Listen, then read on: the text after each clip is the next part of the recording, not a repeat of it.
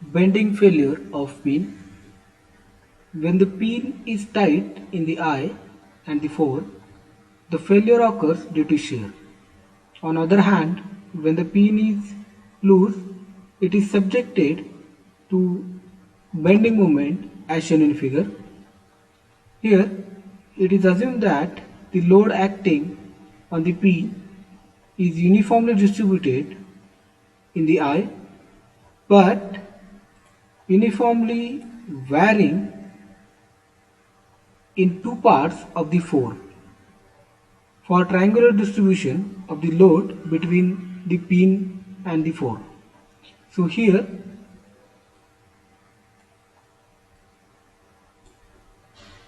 the total external force, that is P, which is uniformly distributed in the single eye,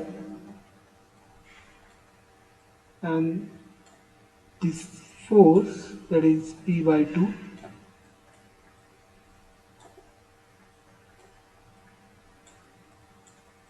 which is uniformly varying from 0 to max.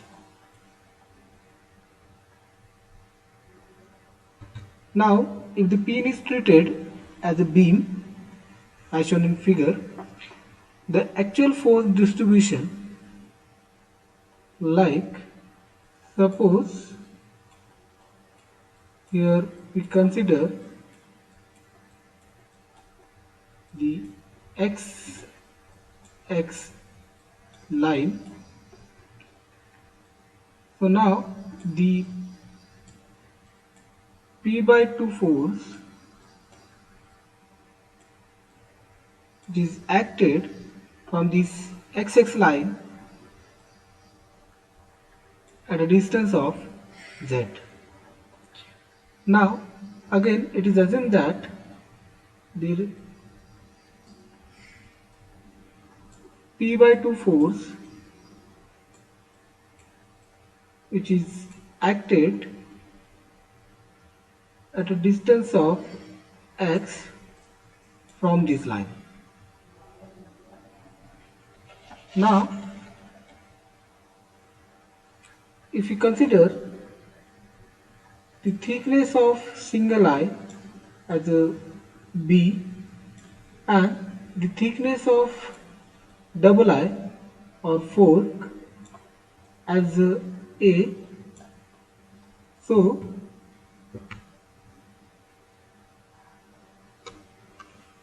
we can again draw the diagram.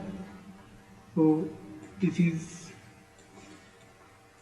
XX line, this is the external force, that is P by 2 at a distance of Z. Now the thickness of single eye, that is B, the thickness of double eye denoted by letter A,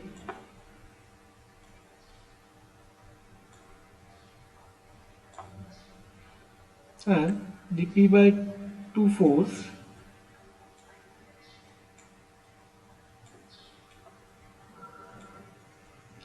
acted at a distance of x from this side.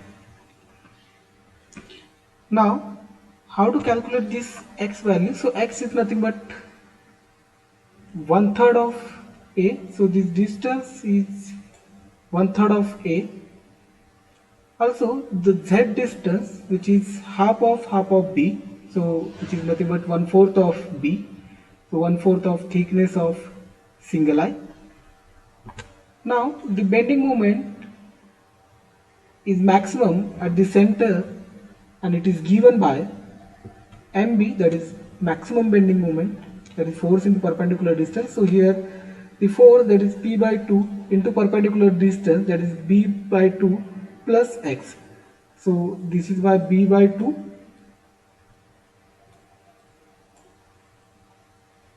plus this x. So P by 2 in bracket B by 2 plus x minus P by 2 into z. So this is P by 2 and this value is z. So force into perpendicular distance.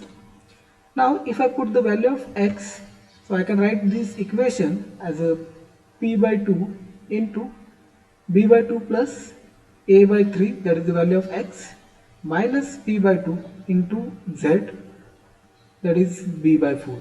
So I can write this equation like this.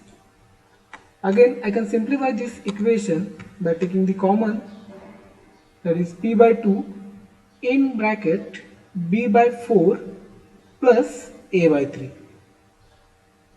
Now if I want to calculate the bending stress induced into knuckle pin, sigma b is nothing but mby upon I. So here the value of I, that is pi into d raised to 4 upon 64, and the value of y, that is d by 2. Now if I write the formula, that is sigma b is equal to mby upon I. So the value of mb, so here I put the value of maximum bending moment, that is p by 2 in bracket b by 4 plus a by 3 into the value of y, that is d by 2. Now put the value of I, that is pi by 64 d raised to 4. So after simplify, I can write this equation as sigma b is equal to 32 upon pi d cube. So this d and this d get cancelled. So 32 divided by pi d cube into remaining value, that is p by 2 in bracket b by 4 plus a by 3 bracket complete. Okay, so this is the bending stress which is induced into knuckle pin. If we consider the thickness of the single eye, that is T, and the thickness of double eye by T1,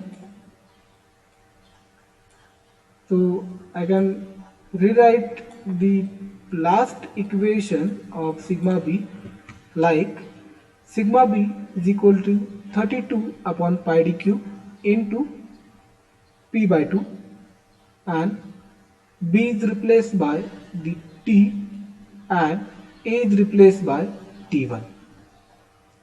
So here we calculate the bending stress induced into knuckle pin by using this equation.